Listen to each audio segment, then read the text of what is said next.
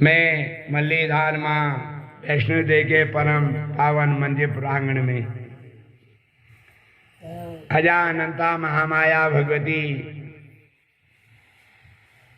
अखंड वनवान नायिका पांगमयी रूपी देवी भागवत ज्ञान यज्ञ का आज 7वां दिवस। ये बड़ा सौभाग्य, सावन का माह, शुक्ल पक्ष की द्वितीया तिथि और सभी ग्रामवासियों का परम संयोग और संत ब्राह्मणों का आवागमन, यह बड़ा सौभाग्य की बात है। बड़े भाग जन्मांतरे भवेत पुण्यम, जब जन्म जन्मांतरे के पुण्य उदय होते हैं, कल्याण का समय आता है, भाग्योदय का जब समय आता है, मंगलमय समय आता है, तब मनुष्य को सुंदर सत्कर्म करने का सौभाग्य मिलता है। मन इच्छा होई नहीं, प्रभु इच्छा तत्काल। भगवत कृपा होने से मूकं करोति वाचालं पंगु लंघयते गिरं यत् कृपा तम हम बंदे परमानंद माधव। हमारे वेद शास्त्र पुराण ये हमारे साक्षी हैं। हाँ, आए हुए सज्जनों से मेरा आपको निवेदन भी है, जो बोलना है तो धीरे धीरे बोलूंगे। पीछे ज्यादा बोलते हैं, पीछे हम देखते नहीं और सोचते हैं देखते नहीं, यहाँ लेकिन आवाज आ जाती है। जहाँ शांति बनाए रखेंगे, क्योंकि एक आदमी के हल्ला करने से दूसरों का सुनने में व्यवधान आता है। बुरा न मानना कोई। मूकं करोति वाचालं पंगु लंघयते गिरं यत् कृपा तम हम बंदे परमानंद माधव। जब उसकी कृपा होती है, माँ की जब कृपा होती है, तो गूंगा भी बोलने लग जाता है, लंगड़ा भी चलने लग जाता है। यत् कृपा तम हम बंदे, जब उसकी कृपा होती है।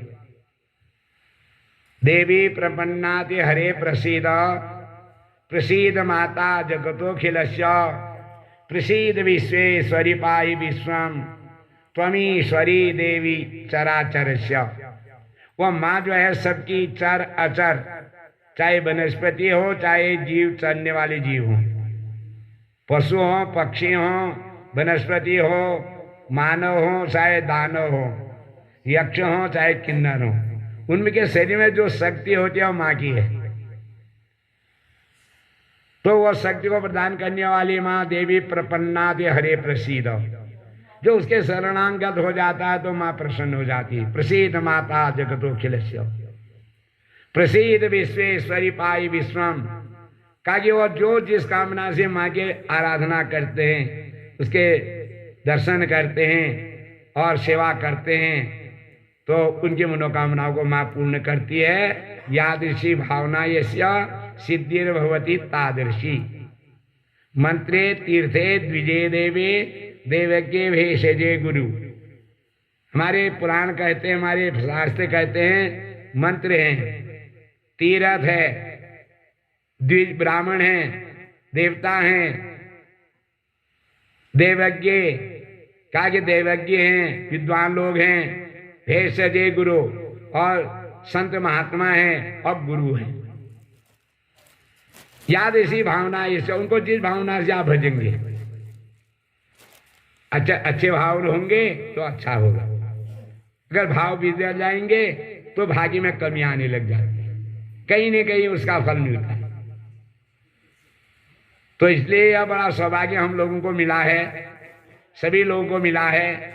माँ का पावन यह मंदिर है, कोई किसी प्रकार का यहाँ कोई प्रदूषण नहीं है, और सुंदर माँ ने ऐसा सुंदर मौसम भी सुंदर बना दे रही है। अजब तेरी कारीगरी रे करतार, समझ न आए माया तेरी बदले रंग हजार। कभी बारिश हो जा रही है, कभी धूप आ जा रही है, कभी कोहरा आ जा रहा है, तो ये माँ की ही अनुकंपा से होता है। तो सभी लोगों का बड़ा सौभाग्य है, सब लोगों का बड़ा भाग्य है। हमारे बच्चों का बड़ा सौभाग्य है, हमारी माताओं का सौभाग्य है, हमारे नन्हे मुन्ने बच्चों का भी सौभाग्य है। उनको यह सेवा करने का सौभाग्य मिला है, देखने का सौभाग्य मिला है।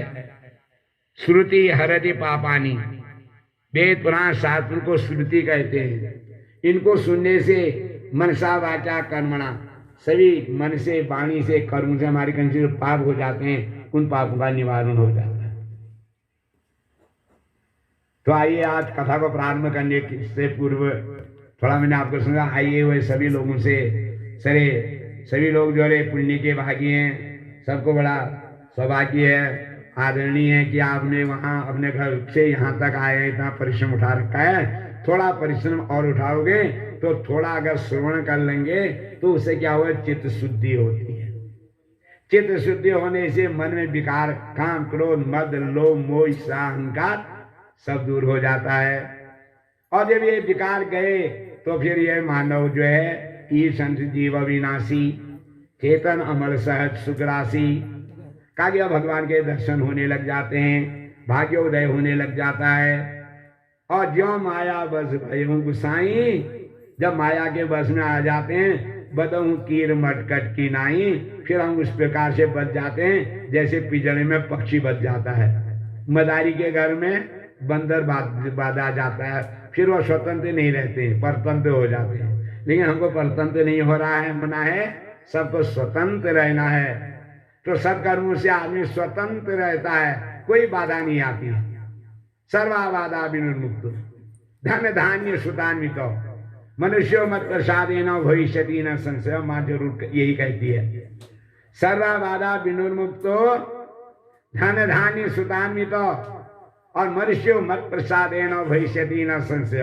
जो मेरे शरणागत हो जाते हैं और उसके फिर कोई कमी नहीं रहती है, पुत्र पौत्र संतति, सुंदर पत्नी, सुंदर गृहस्थाश्रम, सुंदर आजीविका, सुंदर समाज, सुंदर रहन सहन, सुंदर शरीर, सुंदर वाणी, सुंदर बुद्धि देने वाली माँ है। या देवी सर्वभूतेषु बुद्धि रूपेण संस्थिता, या देवी सर्वभूतेषु शक्ति रूपेण संस्थिता, या देवी सर्व दया रूपेण संस्थिता, या देवी सर्वभूतेषु शांति रूपेण संस्थिता, या देवी सर्वभूतेषु निद्रा रूपेण संस्थिता, और या देवी सब भ्रांति रूपेण संस्थिता। थोड़ा हम अगर धर्म से भटक जाते हैं, फिर भ्रांतियां होने लग जाती हैं, वह भी भगवत जी का ही है। या देवी सर्वभूतेषु भ्रांति रूपेण संस्थिता। तो आइए अब कथा प्रारंभ करने से पूर्व जो है पुराण पूजन, व्यास पूजन करके मैं कथा को प्रारंभ करें। बोलो जगदम्बा माता की। फूले यहाँ जोड़िएगा। नंबोदरम परम सुंदरम एकदंतम रक्तांबरम त्रिनयनम परमं पवित्रम उद्यत दिवाकर निभोज्वलकायकांतम विघ्नेश्वरम सकल विघ्नहरम नमामि। विघ्नेश्वराय वरदाय सुरप्रियाय लंबोदराय सकलाय जगद्धिताय श्री नागाननाय स्तुति यज्ञ विभूषिताय गौरी सुताय गणनाथ नमो नमस्ते। नमो देव्ये महादेव्ये शिवाय सततम नमः। नमस्कृते भद्राय नियत प्रणता स्मृतां ध्यात्वा देवीं पंचपूजां कृता योन्यां प्रणिम्य च आधा स्थापि मूढ़ेन स्थापे तत्पुस्तकम। श्री चढ़ा दिएगा। श्री वाङ्मयी देव्ये नमः। ओम सर्वोपचाराधे गंधाक्षत पुष्पाणि समर्पयामि नमः। जगदम्बा भगवती भुवनेश्वर्ये नमः। शुक्लां ब्रह्म विचार सार परमा माध्यां जगद व्यापिनी वीणा पुस्तक धारिणी अभयदान जात्यांधकारापहं हस्ते स्फाटिक मालिकां विदधति पद्मासने संस्थितां वंदे तां परमेश्वरीं भगवती बुद्धि प्रदां शारदां। ओम भूमिदेवाग्रजन्मासि त्वं विपुरुषोत्तम प्रत्यक्षेज्ञ पुरुषारूढं प्रतिगृह्यतां मः। ओम व्यासाय विष्णुरूपाय व्यासरूपाय विष्णवे नमो वे ब्रह्मनिधये वासिष्ठाय नमो नमः। अचतुर्वदनो ब्रह्मा विवाहुधरो हरि अभालोचनो शंभो भगवान वादिरायणी व्यासं वसिष्ठ अवतारं शक्ति पौत्र कलमसं पारास्मराध्वजं वंदे सुगतातं तपोनिधि। ओम जहाज जम्बदग्नि भरद्वारिषि तिष्ठु छंद सुमनो देवता पुष्पमाला गणने विनियोग। जहार जम्बदग्नि भादा सुखाये गंधाक्षत पत्र पुष्प पुंगी फल द्रव्यादि करिक्षमाण अष्टमेहनि व्यासत्व कर्म कर्मणि कथा वाच्य हो ब्रह्मंते ताहम व्रणे अहम वृतोस्मी। बैठ जाओ, आरती करिएगा। पुराण में भी गंधाक्षत हो गया। आरती करो।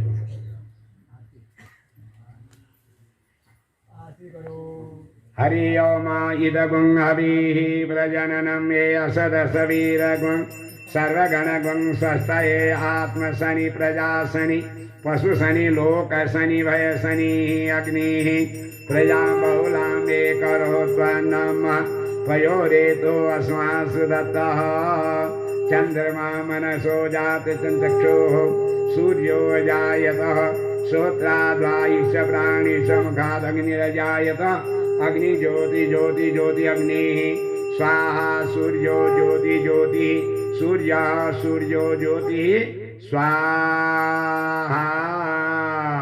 पात्र मध्ये सितम तोयम ब्राह्मित्वा पुराणोपरि अंकलग्न मनुष्याणां सर्व पापम व्यपोहति जलेन शीतलीकरण आरतीकरणम पुष्पेन अभिवंदनम। जय हो। 3 दबे दे दो, 2 दबे ले लो और बैठ जाओ। बैठ जाओ।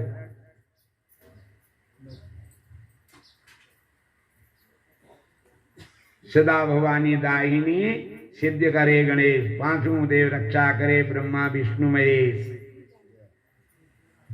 2 दबे दी जाती है, 3 दबे 2 दबे ली जाती है, 5 हो जाती है, तो सिद्धियां ही सिद्धियां होती हैं। लंबोदरम परम सुंदरम एकदंतम रक्तांबरम त्रिनयनम परमं पवित्रम उज्जद्दिवाकरनिभो जलकायकांतम विघ्नेश्वरम सकल विघ्नहरम नमामि। विघ्नेश्वराय वरदाय सुरप्रियाय लंबोदराय सकलाय जगद्धिताय श्री नागाननाय स्तुति अग्निविभूषिताय गौरी सुताय गणनाथ नमो नमस्ते। सृष्टो या सर्गरूपा जगद्वनमिदो पालिनी आचरौद्री संगारे चापि यस्या जगदिखिलं कीडनं या पराख्या पश्यन्ति मध्यमातो तदनु भगवती वैखरी वर्ण रूपा सा अस्मद्वाचं प्रसन्ना विधि हरिगिरीशा राधितालंकरोतु या माया मधुकैटभ प्रमथनी या माही सोनमूलनी या धुर्मेक्षण चंड मुंड वदनी या लक्ष्मी सिद्धि परा सा चंडी नवकोटि शक्ति सहितां मां पातु राजेश्वरी मां पातु भुवनेश्वरी कल्याणानां निधानं कलिमलमथनं पावनं पावनानां पाथेयं यन्मुमुक्षो शबदि पदपरं प्राप्तये प्रचितस्य विश्रामस्थानमेकं कविवरवचसां जीवनं सज्जनानां बीजं धर्मधर्मस्य भवतु भवतां भूतये राम नामः भूतये राम नामः ओम भूतये राम नामः गंगा तरंग रमणीय जटा कलापं गौरी निरंतर विभूषित वाम भागं नारायणं प्रियमनंगमदापहारं श्रीवाणारसी पुरपति भज विश्वनाथं सानंदानंदवने वसंतं आनंदकंदं हृतभाववृंदं बाणारसीनाथमनाथनाथं श्री विश्वनाथं शरणं प्रपद्ये विश्वेशं माधवंदुंडीं दंडपाणिं च भैरवं वंदे काशी गुहा गंगां भवानी मणिकर्णिकाः वरापीडं नटवरवपुः कर्णयोः कर्णिकारं विव्रतवासं कनककपिशं वैजयन्तीं च मालां रन्धान् वेणुं सुधरवदला पूरयन् गोपवृन्दे वृन्दावण्यं स्वपदरमणं प्राविशद्गीतकीर्तिः वने वसन्तं नवनीतचौरं गोपाङ्गनानां च दुकूलचौरम् अनेकजन्मार्जितपापचौरं चौराग्रगण्यं सततं नमामि चौराग्रगण्यं सततं नमामि। नारायणं करकलितकपालकुण्डली दण्डपाणि तरुणतिमिनीलव्यालयज्ञो पवित्री कृतु समय सवर्यात विघ्न विच्छेद हेतु जयति वधु हैर्वनाथ सिद्धिराज साधका नाम अति तितीक्ष महाकाय कल्पांत दहनोपम भैरवाय नमस्तुभ्यं अनुज्ञां दातुमर्हसि नारायणं नमस्कृत्यं नरं चैव नरोत्तमं देवी सरस्वती व्यासं ततो जयमुदीरयेत् व्यासाय विष्णुरूपाय व्यासरूपाय विष्णवे नमो वे ब्रह्मनिधये वासिष्ठाय नमो नमः अचतुर्वदनो ब्रह्मा द्विबाहुधरो हरि अभाललोचन शंभो भगवान वादरायिणी व्यासं वसिष्ठ अवतारं शक्ते पौत्र कल्मषं पारास्मरात् वन्दे सुखदातं तपोनिधिं व्यासाय सौनकादिभ्यो नमः अजानन्ता महामाया भगवती भुवनेश्वर्यै नमः व्यासाय सुखाय सौनकादिभ्यो नमः मातृपितृ गुरुचरण कमलेभ्यो नमः समस्त ग्रामवासी स्थानवासी देवी देवताभ्यो नमः बिंदेश्वरी महादेव्यै नमः श्री जागेश्वर वागेश्वराय नमः समस्त स्थानवासी देवी देवताभ्यो नमः।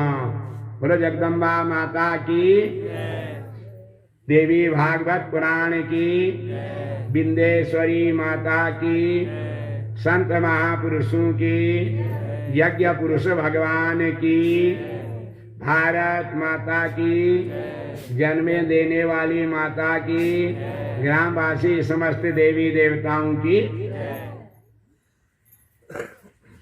परमाराध्य अजानंता महामाया भगवती भुवनेश्वरी बांगमयी रूपी देवी भागवत पुराण संहिता माँ बिंदेश्वरी माँ प्रातः स्मरणी श्रद्धास्पद मातृ पितृ चरण कमल सदगुरुदेव भगवान संत वृंद उपस्थित विद्वत वृंद उपस्थित सज्जनों और ममतामयी माताओं और नन्हे मुन्ने प्यारे बच्चों, परम सौभाग्य की बात है कि आज बिंदेश्वरी माँ के पावन मंदिर परिसर में अखंड ब्रह्मांड नायिका माँ पराम्बिका भगवती बांगमयी देवी भागवत पुराण ज्ञान यज्ञ का आज अष्टम दिवसीय कथा प्रारंभ होने जा रही है।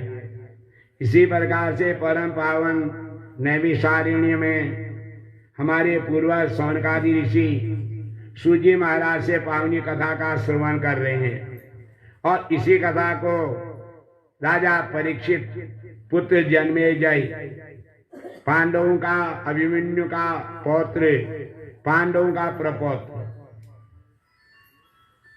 जो है यह कथा का श्रवण कर रहे हैं। कहाँ? कनखल हरिद्वार के पावन तीर्थ में अपने पिताजी की सदगति के लिए राजा परीक्षित को समी ऋषि का श्राप था। सर्प के काटने से उनकी मृत्यु हुई थी। हालांकि राजा परीक्षित ने 7 दिन तक श्रीमद् भागवत का श्रवण व्यास जी के मुखारबिंदु से भागवत का श्रवण कर लिया था और आत्मा को सदगति मिल गई थी, लेकिन कुल में एक कलंक हो गया था कि राजा परीक्षित को जो है सर्प ने काटा। अग्नि दग्धा जो ये जीवा, अग्नि में जल के सर्प से काट के या जहर खा के फांसी खा के या नदी में बह करके जिनकी मौत होती है, कहा कि उनकी आत्मा अधोगति में रह जाती है। तो यह हमने कुल का कलंक दूर करने के लिए जन्मेजय जो था राजा परीक्षित का बेटा था और पांडवों का प्रपौत्र था। गुरु की गर्ग मुनियों की कृपा से उन्होंने जो है अपने राज्य में हस्तिनापुर में जो है स्मृति के लिए हरिद्वार में आ गए, हरि जी की पैड़ी में आ गए, गंगोत्री और जमुनोत्री के पावन तीर्थ में आकर के 9 दिन तक जो है देवी भागवत पुराण की कथा सुनूंगी। और उसके बाद जो है जब 9 दिन पूरे हुए, पारायण का दिन था, सुंदर यज्ञ अनुष्ठान चल रहा था, तो क्या हुआ थी, देवलोक के सुंदर पुष्प विमान आया और उस पुष्प विमान में राजा परीक्षित बैठे हुए थे।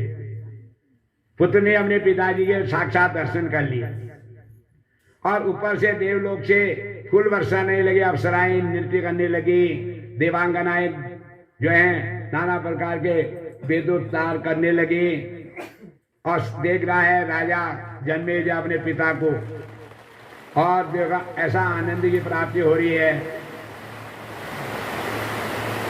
स्वर्ग से फूल बरस रहे हैं, माँ कह रही है जो हम वर्षा कर देते ऐसे ही बरसे फूल। राजा परीक्षित ने जब देखा अपनी पिता को तो राजा परीक्षित गदगद हो गया। तो माँ की ऐसी अनुकंपा हुई कि 9 दिन में प्रथमम शैलपुत्री च, द्वितीयम ब्रह्मचारिणी, तृतीयम चंद्रघंटेति कुष्मांडेति, चतुर्थकम नवम, चतुर्थम पंचम स्कंदमातेति, षष्ठम कात्यायनीति च, सप्तमम कालरात्रि च, महागौरीति चाष्टमम, नवमम सिद्धिरात्रि च, नव दुर्गा प्रकीर्तिता। जब 9 दिन में भगवती प्रसन्न हुई तो राजा जन्मेजय क्या देख रहा है, अपने पिता राजा परीक्षित को कुछ विमान में बैठे हुए और देवांगनाएं जो हैं सुंदर नृत्य कर रही हैं और अप्सराएं जो हैं नृत्य कर रही हैं, देवांगनाएं गीत गा रही हैं और देवता लोग जो हैं फूलों की वर्षा कर रहे हैं। कह रहे हैं राजन, तुम्हारे 9 दिन की भक्ति से हस्तिनापुर में भी सौभाग्य की प्राप्ति हो गई है और तुम्हारे पिताजी जो हैं वह देवलोक से आकर के तुमको दर्शन हो गए। तो इसी प्रकार से नैमिषारण्य में पावन तीर्थ में हमारे शौनकादिक्षु ने भी माँ भगवती की ये कथा का श्रवण किया। तो कह रहे हैं हे राजन, जहाँ भगवती की पूजा होती है वहाँ अविचाराणी सर्वाणी भद्रयंत्राणी भूतले भूचरा खेचरा चैव जलजासोपदेशिका सारिजा कुलजा माला डाकिनी साकिनी अंतरिक्षरा घोरा डाकिन्यश्च महाबला ग्रह भूत पिशाचाश्च यक्ष गंधर्व राक्षसा ब्रह्म राक्षवेताला कुष्मांडा भैरवादयो नश्यन्ति दर्शनातश्च कवचे हृदि संस्थिते मानो न त्रिवेदे रासे जो प्रतिकल्पनम यस्सा वर्तते सोपि कीर्तिमंडित भूतले जबे सत्य सदी कल्पिं चित्वा सुकवचम पुरा यावत् भूमंडलं धत्ते सशैलोवन काननम तावत् तिष्ठति वेदिन्यां संतति पुत्र पौत्रिकी देहांते परम स्थानम यस्वेरपि दुर्लभम पापन्नो दिवसो नित्यम महामाया प्रसादतो। कोई बात नहीं, सब जगह व्यवस्था है। हमारी परीक्षा ले रही है कि ये लोग क्या करते हैं, सब व्यवस्था हो रही है। बंद हो जाएगा, बारिश बंद हो जाएगी।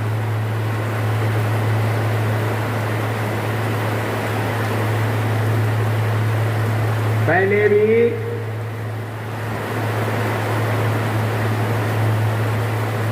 जब बारिश नहीं हुआ करती थी तो यज्ञ अनुष्ठान से ही बारिश होती थी और वही रूप यह दिखाई दे रहा है। आराम से बोला, आराम से।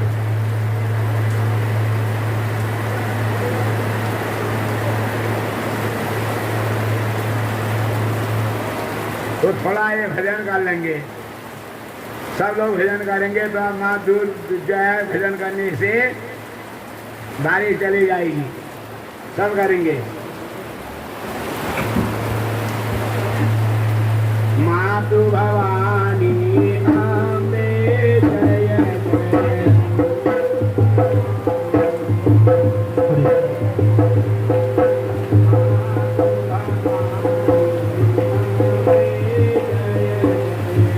माते भवानी अम्बे जय जय, माते भवानी अम्बे जय जय।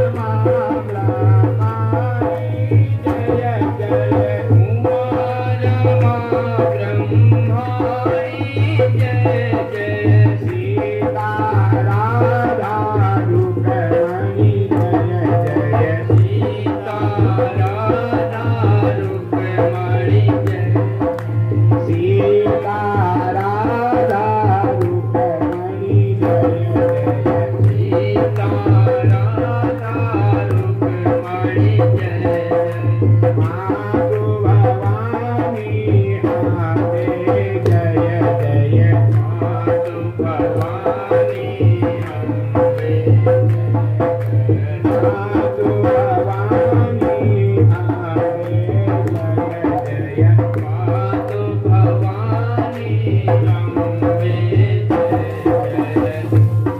जगदम्बा माता की। तो नैमी सारिणी में अब हल्ला नहीं करेंगे यहाँ पर। नैमी सारिणी में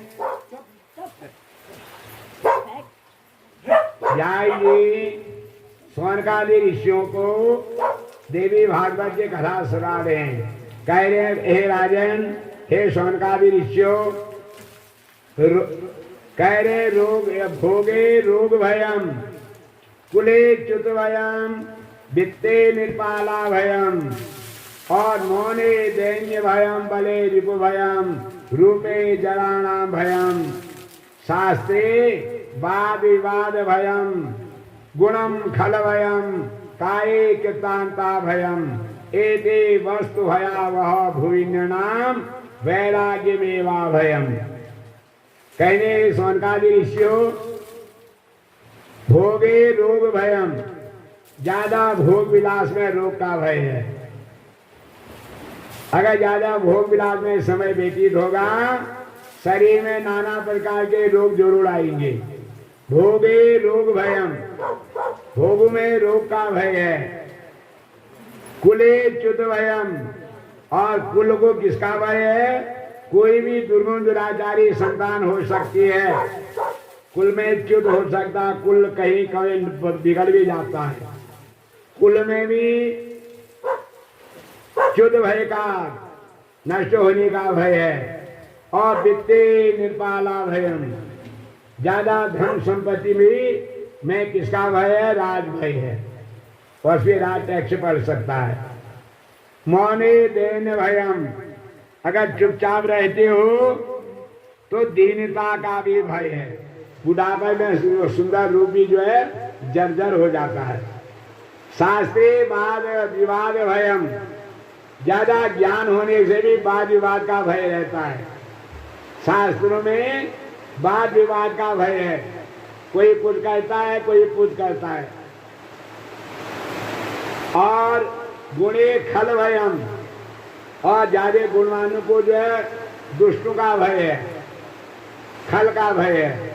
और काये कृतांता भयम, शरीर को मृत्यु का भय है। कह रहे हैं कि हे स्वर्गाधीश, एते वस्तु भयावहम भूइन्यनाम। और उधर सुखदेव जी कह रहे राजा जनमेजय जैसे, हे राजन, एते वस्तु भयम भूइन्यनाम, ये हम निर्णय से कहा गया है कि सारी वस्तु भय युक्त है, किंतु वैराग्य मेवा भयम, वैराग्य एक ऐसी वस्तु है जो निर्भय है। इधर को देखो कथा, इधर को हो रही है, उधर को नहीं हो रही है। क्या कहा मैंने, बताओ?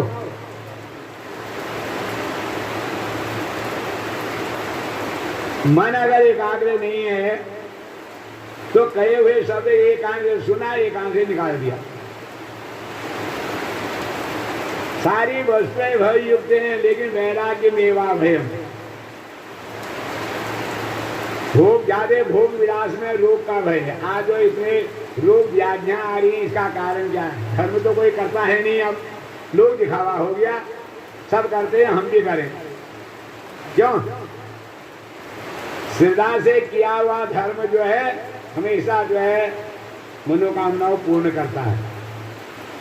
तो कोई बात को बता रहे हैं, भोगे रोग भयम और कुले च्युत भयम। अभी कुल अगर सही चल रहा है, लेकिन अगर मर्यादा का पालन नहीं होगा, वो भी कुल भी जो है च्युत हो जाता है।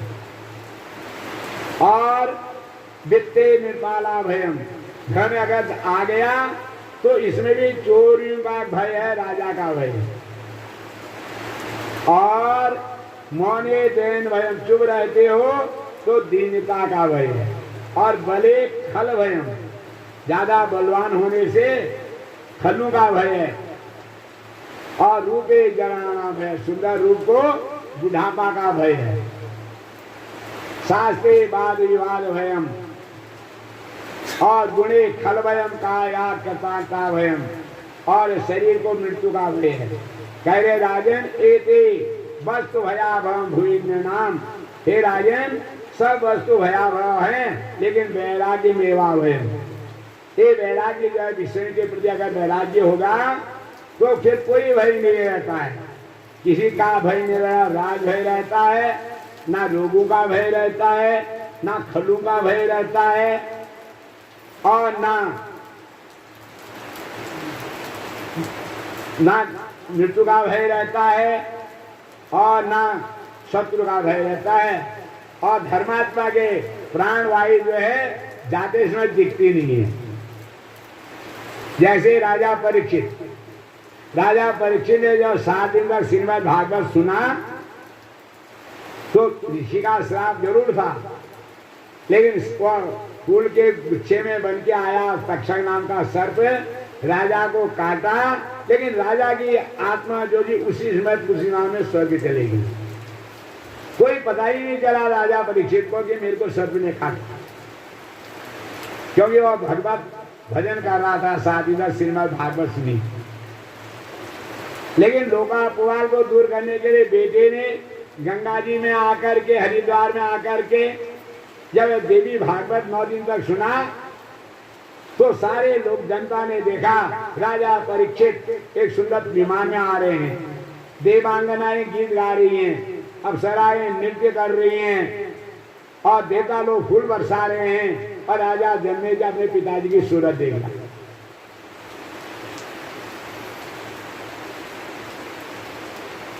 तो कहने का तात्पर्य यह है कि जहां पर सत्कर्म होते हैं वहां पाप पाईमान नहीं होता।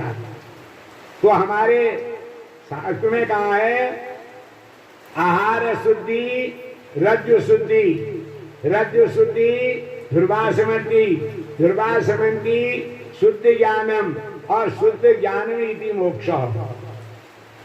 अगर आहार हमारा सही होगा, परिश्रम से अन्न आएगा, परिश्रम से धन आएगा, वह अच्छा ही काम करेगा, ऐसा ही काम करेगा। रज्जु शुद्धि, और शरीर में अच्छे गुण आएंगे, शरीर में अच्छे गुण आएंगे तो भगवत चिंतन होगा। ध्रुवा स्मृति, याददाश्त बहुत बढ़िया रहेगी, स्मृति अच्छी रहेगी, श्रुति स्मृति, फिर पुराणों की पाप प्राप्ति होगी, और पुराणों की जब प्राप्ति हो जाती है तो सदगति मिल जाती है। फिर ये पुनरपि जननम पुनरपि मरणम पुनरपि जननी जठरे शयनम, ये नहीं होता। कालो गच्छति गच्छति आयु तदपि न मुंचति आशावायु। भज गोविंदम गोविंदम भज मूढ़मते। एक देवी की बात है, एक राजा के वहां एक महात्मा जी आ गए। राजा बड़ा खुश हुआ। राजा ने कहा मेरा हो भाग्य है कि महात्मा मेरे वहां बिना बुलाए आ गए, क्योंकि संत और ब्राह्मणों का आना बड़ा शुभ माना जाता है। संत नाम दर्शनम पुण्यम तीर्थ रूपो ही साधव। संत तीर्थम फलति कालेन संत तीर्थम पदे पदे। संतों का दर्शन करना, सदाचारी का दर्शन करना, और घर में उनका आना, विद्वजनों का आना, ये बड़ा शुभ माना जाता है, ये तीर्थ माना जाता है। तीर्थ रूपो ही साधव। तीर्थम फलति कालेन, तीर्थ तो समय समय में फल देता, काल में समय में, या पौर्णमासी में, या कुंभ में, या संक्रांति में, या रामनवमी में, या श्री कृष्ण जन्माष्टमी में, या शिवरात्रि में, इन पर्व में तीर्थ में जाकर के पुण्य होता है, नवरात्रि में। लेकिन संत तीर्थम पदे पदे, संत ऐसा तीर्थ है, विद्वजन ऐसे तीर्थ हैं, वह पल पल में जो है पुण्य देते हैं। क्यों? सब ज्ञानार्जन कराएंगे। तो राजा के वहां एक संत आ गए। राजा खुश हो गया। राजा ने कहा मेरा अहो भाग्य है, मेरे घर में आज एक ऐसे संत आ गए। कहा महाराज आज यहीं रहोगे और हमारे राज्य में आपको भोजन कराएंगे, संत भोजन होगा। संत ने मान लिया, ठीक है राजा अभिनय कर रहा था, आदर कर रहा था। संत ने कहा तुम्हारी वहां भोजन करूंगा। शाम को जो है राजा के वहां सुंदर भोजन बना, शाम को भोजन कराया। भोजन कराए तो सायंकाल में कहा सुला दिया संत को, जहां रानी का रविवास था, जहां रानी सोती थी, संत को वहां सुला दिया। संत सो गया, नींद आ गई। सुबह उठे, संत को देखा कि सारे दीवारों में हारें लटकी थी रानी की। संत ने देखा यार राजा के वहां इतनी हारें हैं, राजा के वहां कोई धन की कमी थोड़ी क्या होती है, सारी हारें लटकी थी दीवारों में, खुट्टियों में। तो संत ने अपने मन में सोचा है इतनी हारें हैं, राजा को क्या पता चलता है, एक हार उठा ले जाता हूं और इसको बेचूंगा और मौज उड़ाऊंगा। रोज मांगते मांगते रह गया भीख। एक हार उठा ले जाता हूं और उसको बिक्री करूंगा, खूब सारा धन मिल जाएगा, पूरी जिंदगी मौज से उड़ाऊंगा। पापे मनुष्याणाम शरीरस्थोन महारिपु, लोभे मनुष्याणाम शरीरस्थोन महारिपु। ये पाप प्रवृत्ति, लोभ प्रवृत्ति, दूसरे की संपत्ति को ग्रहण करने के प्रति महान शत्रु है। राजा ने एक हार उठाई, अपने झोले में रखी, चलने लग गया, जाने लग गया। तो इतने में राजा की नींद भी टूट गई। राजा ने कहा महाराज सुबह सुबह कहाँ जा रहे हो, अभी स्नान करो, उसके बाद यहाँ थोड़ा आपको फिर भोजन कराएंगे और उसके बाद जलपान करा के तब जाओगे, विदा करेंगे, कुछ दक्षिणा पानी देके विदा करेंगे। सत्य ब्राह्मण को ऐसे विदा नहीं करना चाहिए, नहीं तो पुण्य छीन हो जाते हैं अनादर करने से। कहा कि ऐसा नहीं करो। राजा ज्ञानी था, कहा महाराज अभी मत जाओ, अभी भोजन व्यवस्था करते हैं, स्नान करो। ब्राह्मण का स्नान करने से पुण्य मिलता है, संत का स्नान करने से पूजा।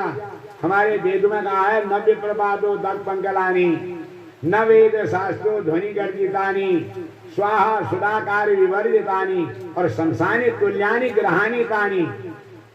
जिस घर में संतों की और ब्राह्मण की चरण धूलि का कीचड़ नहीं लगता, चरण धूलि का कीचड़ तब लगेगा जब वहां धुलाई करेंगे। न विप्रपादो दग पंकलानी, न वेद शास्त्रो ध्वनि गर्जानी। और जिस स्थान में, जिस घर में, जिस इलाके में, जिस क्षेत्र में, जिस मंदिर में वेद ध्वनि नहीं होती है, स्वाहा सदाकार विवर्जितानी, और जहाँ यज्ञ नहीं होते हैं, सदा का मतलब है माता पिता का पूजा नहीं होती है, श्राद्ध अर्पण नहीं होता है। शमशानी तुल्यानी ग्रहानी तानी, वह घर शमशान के बराबर है। न विप्रपादो दग पंकलानी, न वेद शास्त्रो ध्वनि गर्जितानी, स्वाहा स्वदाकार विवर्जितानी, शमशानी तुल्यानी ग्रहानी तानी। वह घर है शमशान।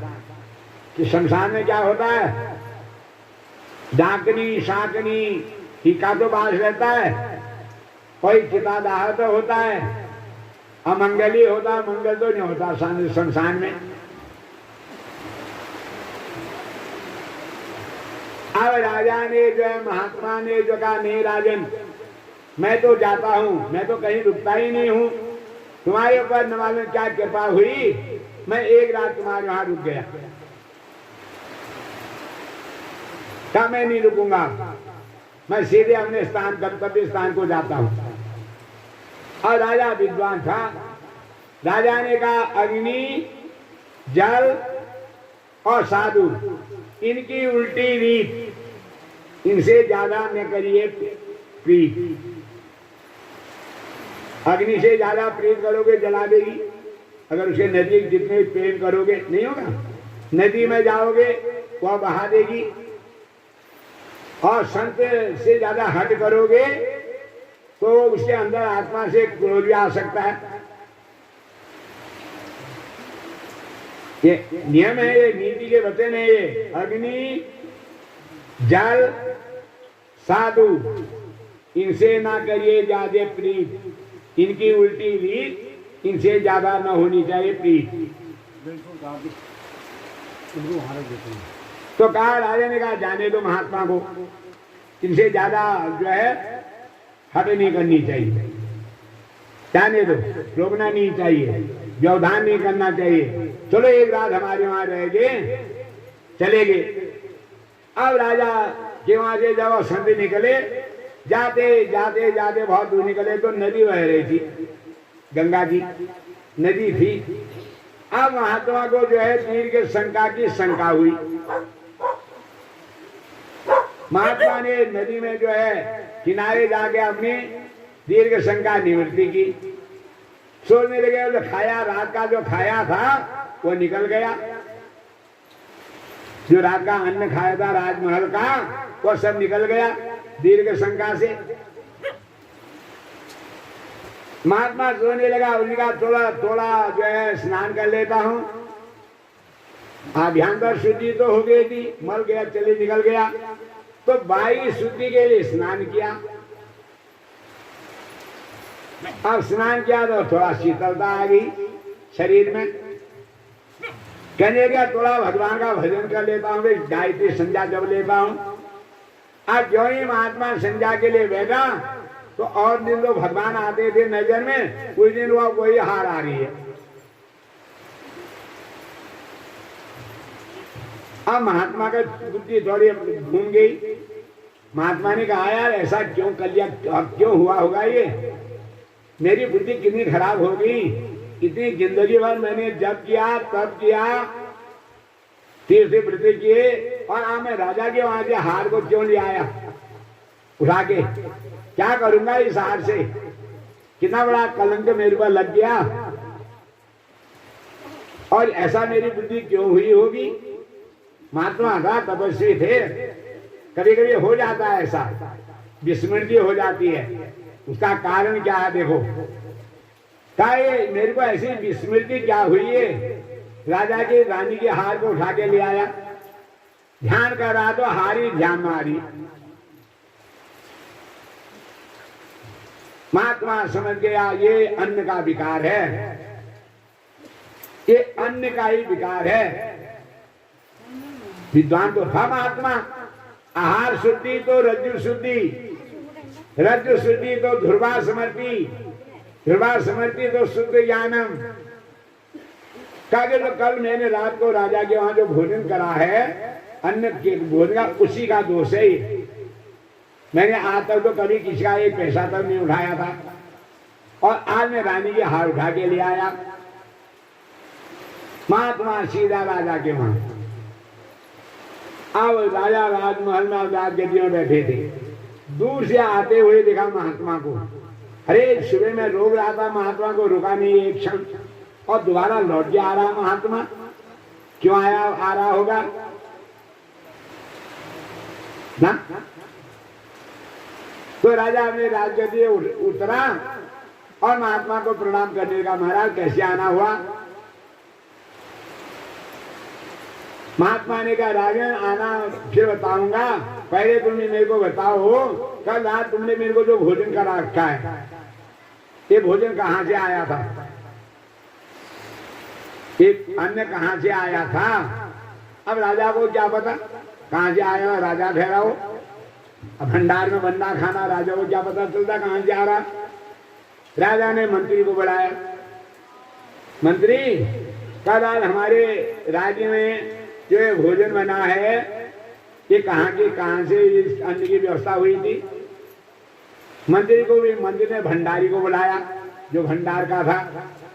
कहा, भंडारी ये जो, बैठ जाओ, ये जो, कोई बात नहीं, क्यों हो रहा, बैठ जाओ, सबके लिए हो रही है, बैठ जाओ। तो कहा, भंडारी ये भोजन जो कल रात हमारे राजमहल में बना है, ये भोजन कहाँ का था। भंडारी ने कहा, महाराज जो अपराधियों से दंड नीति में जो पैसा लिया जाता है, अपराधियों से दंड नीति में जो पैसा लिया जाता है, कल का भोजन जो है वो अपराधियों के धन से यह भोजन बना था। महात्मा ने निकाली हाथ, राजन तुम्हारे अपराधियों के धन के अन्न से तो मेरी बुद्धि खराब कर दी और तुम्हारी रानी के हाथ उठा के ले जाइए। तो कहने का तात्पर्य है, अगर हमारा अन्न सही होगा, हमारा आहार अगर सही होगा, अन्न शुद्धि, तो ध्रुवा समृद्धि अच्छा रहेगा। आज ये बिगड़ने का कारण क्या है? सब रासायनिक खादों का अन्न खा रहे हैं, जैविक तो कुछ है नहीं। क्यों? इससे जो है हमारी मानसिक तनाव और बुद्धि में नाना प्रकार के विकार आने का कारण ये है। इसलिए फिर भी जो है प्रयास करना चाहिए कि हमेशा आहार शुद्ध होना चाहिए। आहार शुद्धि तो रज्जु शुद्धि, रज्जु शुद्धि तो ध्रुवा समृद्धि। जबकि वो महात्मा इतना तपस्वी था, एक रात के अन्न ने और अपराधियों के धन के अन्न ने जो है उसकी बुद्धि खराब कर दी। तो हम छोटे वस्तु हैं, मानव एक छोटे वस्तु है।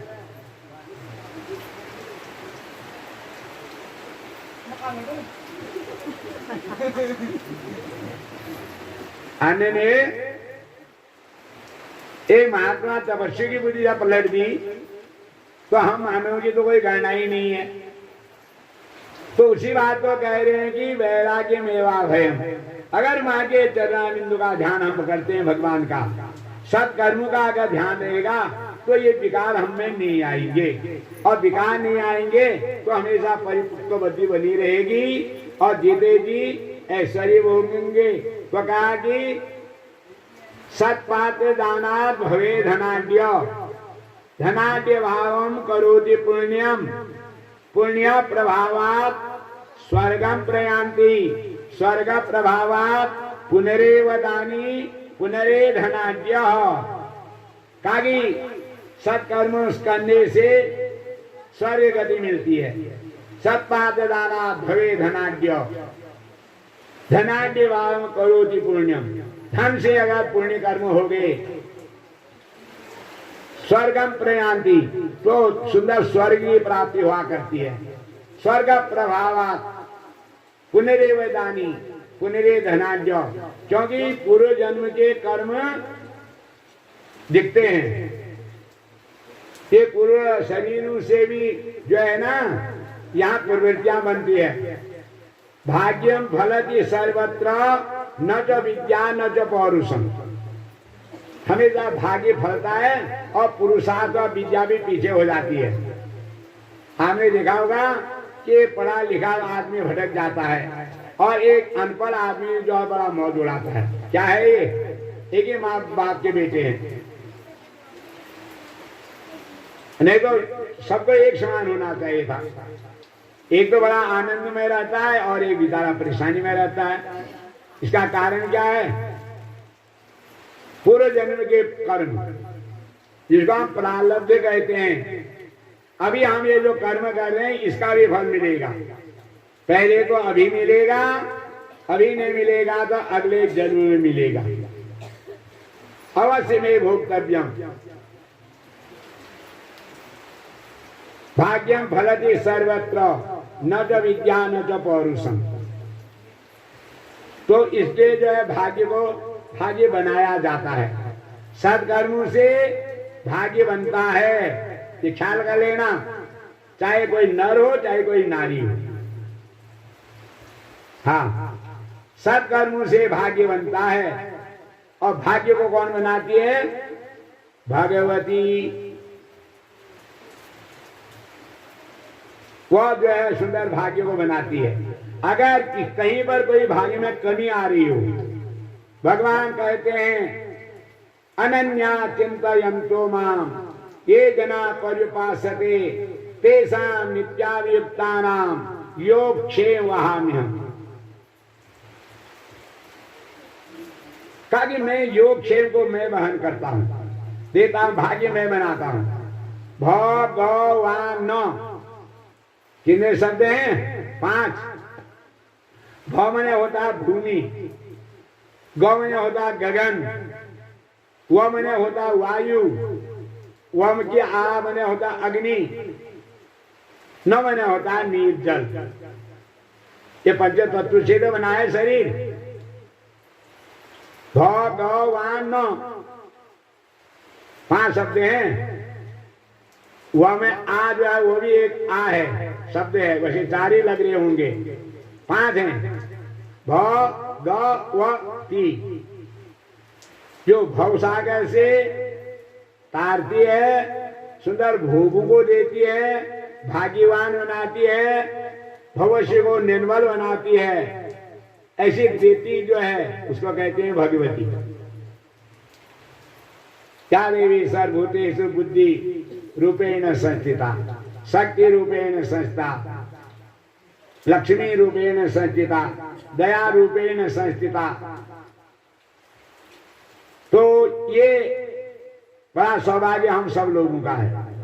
तो कह रहे हैं पुरुष नपुंसक नारी वा जीव चराचर कोई, सर्वभाव भज कवच तजी मोहि परम प्रिय होई सोई। भगवान कह रहे हैं कि मेरे को परम प्रिय कौन है? जो सर्वभाव भज कपट तजी, सारे क्षर मन को त्याग करके, और मोहि परम तजी कपट तजी मोहि परम प्रिय सोई, मेरे को बड़ा परम प्रिय है। और वचन कर्म मन मोरी गति भजो करहु निष्काम, किनके हृदय कमल महू करहु सदा विश्राम।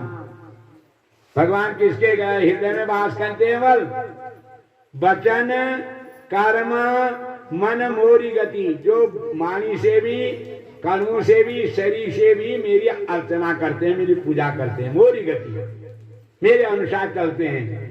भजो करहु निष्काम, कोई कामना ना, निष्काम भक्ति करते हैं। तो कह रहे हैं तिनके हृदय कमल महू करहु सदा विश्राम, ऐसे मानव के कमल, हृदय रूपी कमल में मैं हमेशा विराजमान रहता हूँ।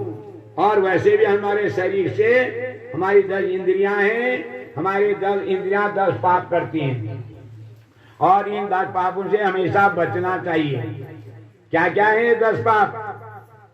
3 पाप होते हैं वाणी से, 3 पाप होते हैं तन से, 3 पाप होते हैं मन से, और 4 पाप होते हैं वाणी से।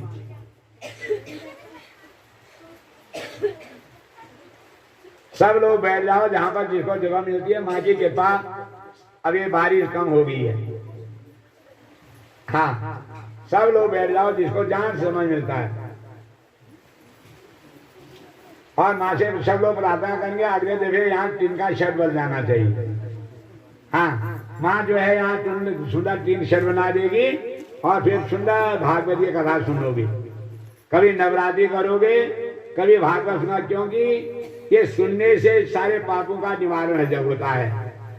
एक घड़ी आधी घड़ी आदि की पुनियाद, तुलसी इस संसार में कोटि कटे अपराध। राम नाम जहां सुरसरी धारा, प्रचर ही ब्रह्म विचार प्रचारा। जहां भगवान के नाम की गंगा बहती है, वहां ब्रह्म का प्रचार और प्रसार होने लग जाता है। क्या है ब्रह्म का प्रचार और प्रसार? सर्वे भवन्तु सुखिना, सर्वे सन्तु निरामया, सर्वे भद्राणि पश्यन्तु, माँ कश्चित् दुख भाग भवेत्। फिर हमारी माँ का ऐसा ये मंदिर है, कितना सुंदर मंदिर है, कोई प्रदूषण नहीं है, किसी का इसमें कोई हस्तक्षेप ही नहीं है, साफ सुथरी हमारी मंदिर के परिसर है। पुष्प देखिए आप, यहाँ पेड़, ये देखो ये पुष्पों के पेड़ कितने सुंदर हैं। ये पंचवटी समझो इसको, ये पंचवटी बनाना इसको। 5 पेड़ जहाँ होते हैं उसको पंचवटी कहते हैं।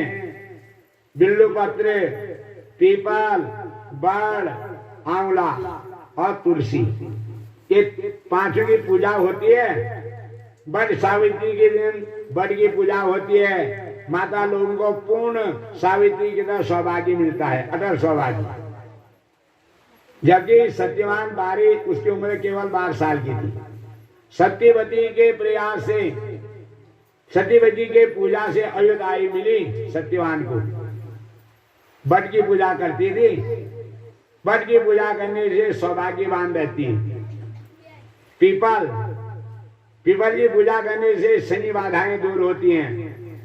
कोणस्ता पिंगलो बबरू कितो रोतन तको यमा सौरी शनि चरो मंद पिपलादे संस्कृत एतानी 10 नामानी प्रात उत्थाय पठेत शनिचर किताब पीड़ा न कदाचित भविष्यति।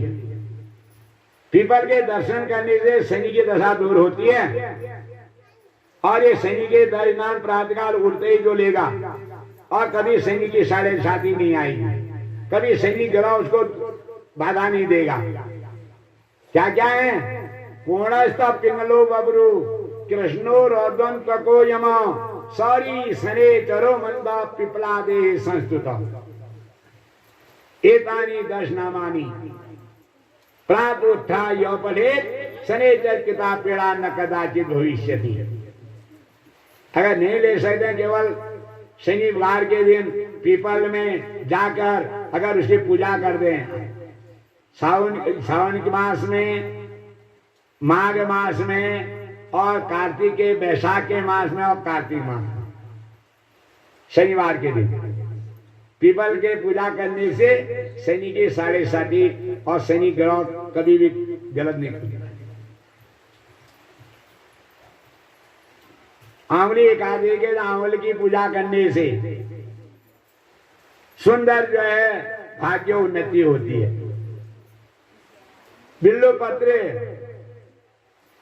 शिवरात्रि, चतुर्दशी, सावन, भादो, सावन, कार्तिक, माघ, वैशाख में एक बिल्लू पत्र भी अगर भगवती को चला दिया जाए, जैसे आज कितना बढ़िया हो रहा, खूब बिल्लू पत्र ला रहे हैं और चढ़ रहे हैं। एक एक बिल्लू पत्र ऐसा कोटि यज्ञ फलम लभे। महादेव पूजा सम एक बिल्लू शिवार्पण त्रिदलम त्रिगुणाकारम त्रिजन्म पाप संगारम एक बिल्लू शिवार्पण। यह शिवार्पण चाहे भगवती को चढ़ाओ चाहे शंकर को चढ़ाओ। अखंड बिल्लू पत्र ऐसा कोटि यज्ञ फलम लभे। महादेव्या पूजा सम एक बिल्लू शिवार्पण। बिल्लू एक पत्र भी अगर बिल्लू का चढ़ जाए तो समझो कोटि यज्ञ फलम लभे। कोटों यज्ञ के बराबर फल होता है। उसके बाद तुलसी है हमारी। माँ तुलसी को चढ़ाने से भगवान विष्णु हमेशा खुश रहते हैं। और तुलसी की पूजा एकादशी के, हरसैनी एकादशी या हरगोदी एकादशी के माता लोग करती हैं। और जहाँ तुलसी की पूजा होती है वहां हमेशा लक्ष्मी का वास, भगवान विष्णु वहां वास करते हैं। ये हमारे ग्रंथों में जो कही हुई हैं ये बात गलत नहीं है। इन्हें हमारा भारत जो है क्या है, धर्म प्रधान देश है। इसको माता कहते हैं, भारत माता की कहते हैं, हम नहीं कहते हैं। ये पद्धतियां हमारे भारत में और देश में नहीं है। भारत माता, जन्म देने वाली माता, गौ माता। हमारे बंधु कह रहे थे गाय के बारे में थोड़ा बहुत कहना। गौ माता क्या है हमारी? जैसे हमारी माँ जन्म देने वाली माँ है, गौ माता क्या है? हमको क्या देती है? दूध देती है, गोमूत्र देती है, गोबर देती है, घी देती है, दही देती है, पंचगव्य बनता है। गाय के दूध, दही, घी, गोबर और गोमय से। कौन से गाय का? जो हमारी पहाड़ी गाय होती, जंगल जाने वाली, घास खाने और औषधि खाने वाली गाय। पहले हमारी माताएं लोग खूब सेवन करते थे गोमूत्र का। बोलेंगे नहीं माता जी, बोलेंगे नहीं। आगे आगे आ जाओ, आगे आ जाओ, आगे को बैठो। हाँ बैठ जाओ, बोलेंगे नहीं, आराम से।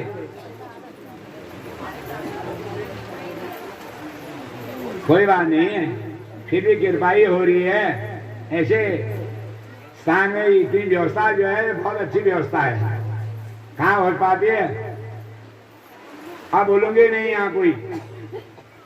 तो गाय के जो पंचगव्य है, पंचगव्य का मतलब क्या है? आपने देखा होगा जब हम पंचगव्य को सेवन कर जब हमारे उदर में जाता है वो, तो हमारे अंदरूनी जितनी बीमारियां होती है सब दूर हो जाती है। तो हमारे पूर्वज पंचगव्य बनाते थे, और आकर कोई सेवन करता है पंचगव्य का, अब मासी धर्म ही नहीं मानने।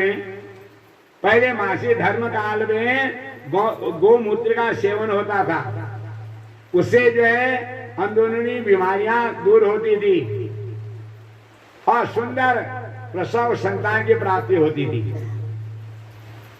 हाँ, हमारे वहां कहा कि मासी धर्म में प्रथमे हनी चांडाली, पहले दिन की माँ जो है मासी धर्म वाली ये चंडाली है। कथा है कि इसमें ये ब्रह्म हत्या का ही अंश लिया था माताओं ने। जब इंद्र को ब्रह्म हत्या लगी ना, इंद्र ने त्रिशिरा को मार दिया, त्वष्टा नाम के प्रजापति के बेटे को, जिसके 3 सिर थे। एक सिर से वेदों ध्वनि करता था, एक सिर से त्रिलोकी का दर्शन करता था, और एक सिर जो है भगवान को नमन करता था। त्रिशिरा नाम था। और उस ऐसा तपस्वी था कि जाड़ों में जो है नदी में बैठ के तप करता था, गर्मी में पंचाग्नि सेवन करता था, बरसात में जमीन में लेट के तप करता था, निराहार रहता था, कभी कभी पर्णाहार करता था, कभी कभी जलाहार करता था। और ऐसा तेज आया, तब करके तेज आएगा, कुछ नहीं करेगा, वो बैठो तुम। वो भी किसी रूम में आया है, अब बैठा रहता है। तो ऐसा तेज तब करके तेज जरूर आएगा। जब तेज आता है तो देवता लोगों का आसन हिलने लग जाता है। जहां पूजा करेंगे अगर श्रद्धा भक्ति से, तो माँ बिंदेश्वरी में वो शक्ति आ जाएगी जो मणिद्वीप में रहने वाली माँ शक्ति शालिनी है। वह मणिद्वीप से यहाँ आ जाएगी और उस हमारी भक्ति को देख करके हमारी मनोकामनाओं को पूर्ण करेगी। तो इंद्र का इंद्रासन हिलने लग गया। जब त्रिशिरा ने तप किया, गंगा नदी के तट में बैठा हुआ था, त्वष्टा प्रजापति का बेटा था, अच्छे बाप का बेटा था। अब इंद्र ने सोचा कि भैया अब मेरा जो है सिंहासन साफ हो जाएगा, इसको मिल जाएगा, ये बड़ा तपस्वी है। तो त्रिशिरा ने पहले तो अप्सराओं को भेजा मोहित करने के लिए। अप्सराएं आई। अब अप्सराएं जब आई तो उसमें कोई प्रभाव नहीं पड़ा, वो तो तब में बैठा हुआ था।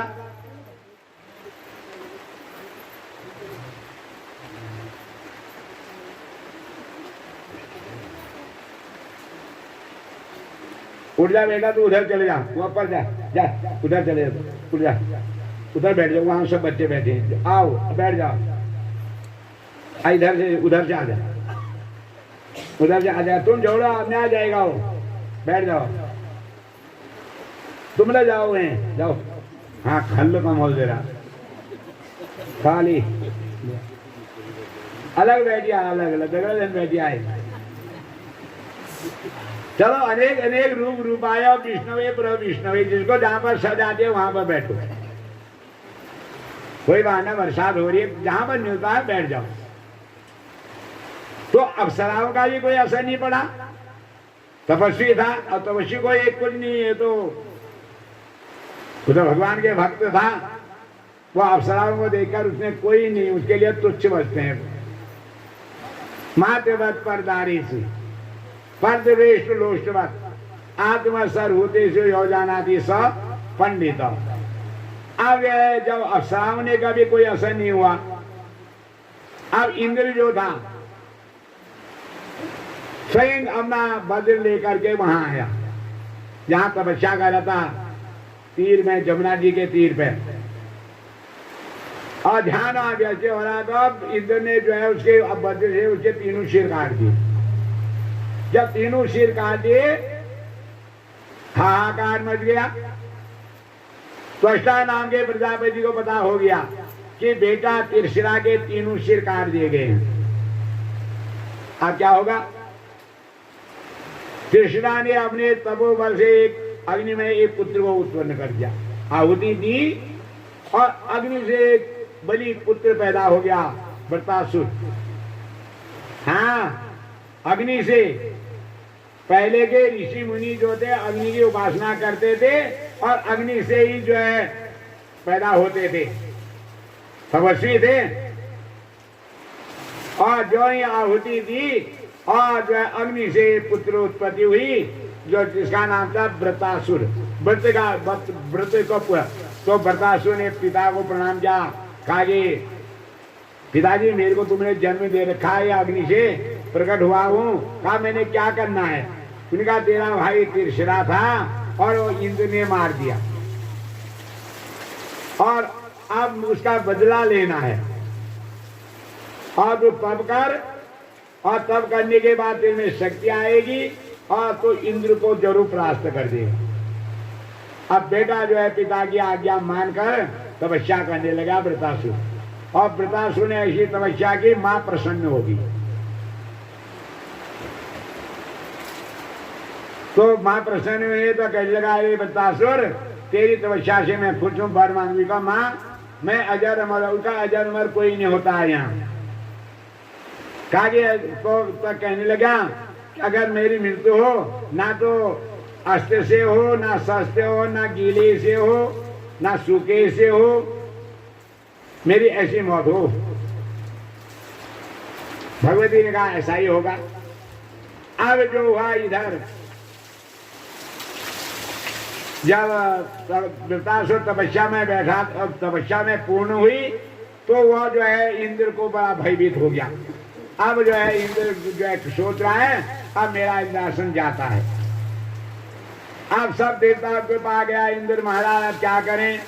भगवती ने तो ऐसा वर दे दिया इसको, वृत्रासुर को। तो देवता लोग कह रहे हैं कि वृत्रासुर के साथ मित्रता कर ले। हाँ, और ये ऐसे नहीं मारा जाएगा, मित्रता कर ले, और मित्रता करके तेरे को मौका मिलेगा तो तब तो इसका संहार करेगा। तो सब देवताओं के कहने पर इंद्र ने जो है वृत्रासुर से मित्रता कर ली। साथ ही रहते थे, साथ ही खाते थे, पीते थे, सभी बैठे रहते थे, तपस्या करते। एक दिन की बात थी, नदी के तट में गए थे तब करने के, सायंकाल का समय था, और वृत्रासुर जो है अपने ध्यान में बैठा हुआ था।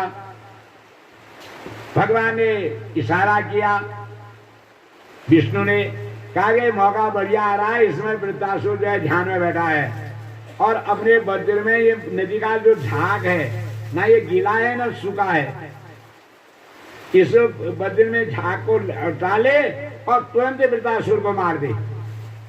अब जब ऐसा जब इंद्र ने किया, वृत्रासुर जब धराशाली हुआ तो इंद्र को ब्रह्म हत्या लगी। एक तो तिरशिरा मारा था, दूसरा वृत्रासुर मार दिया। अब जब वृत्रासुर को मार दिया तो इंद्र को ब्रह्म हत्या लगी, उसका मन जो है विचलित होने लग गया, एक जगह नहीं रहता था।